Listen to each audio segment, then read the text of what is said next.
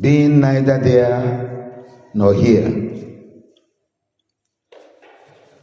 This could be caused by what I describe as an endless transition from Old Testament to New Testament. You are not fully in the Old Testament, but you are not fully in the New Testament. Like transition from analog to digital world. From analog spirituality of Old Testament to digital spirituality of New Testament. When this transition is endless, that leads to what I call spiritual stagnancy or spiritual lukewarmness.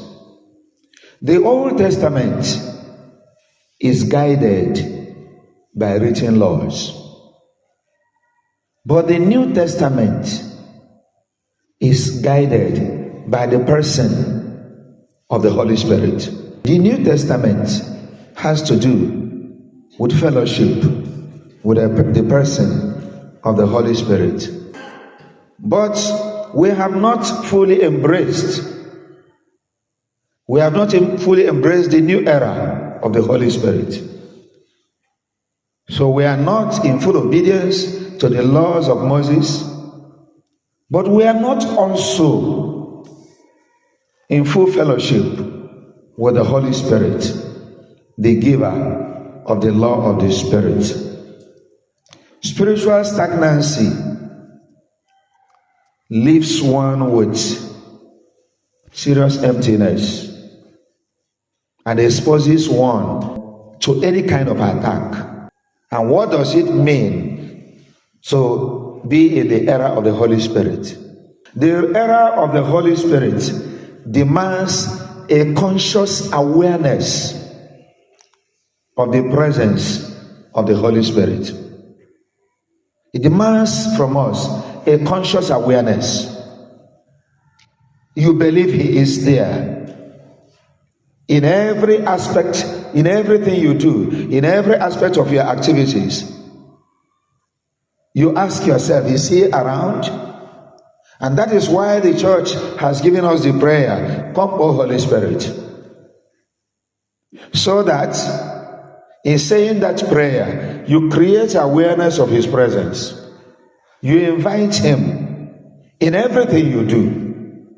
He comes as a person to guide and direct you. He comes as a friend, but in fact, the best of friends. He comes to direct you, He comes to guide you, especially when you create that conscious awareness of His presence, and you also invoke His presence. Invoke Him in whatever you do. In all what you do, you begin it with Him. Come, O Holy Spirit, and fill the hearts of the faithful. It's like inviting a friend.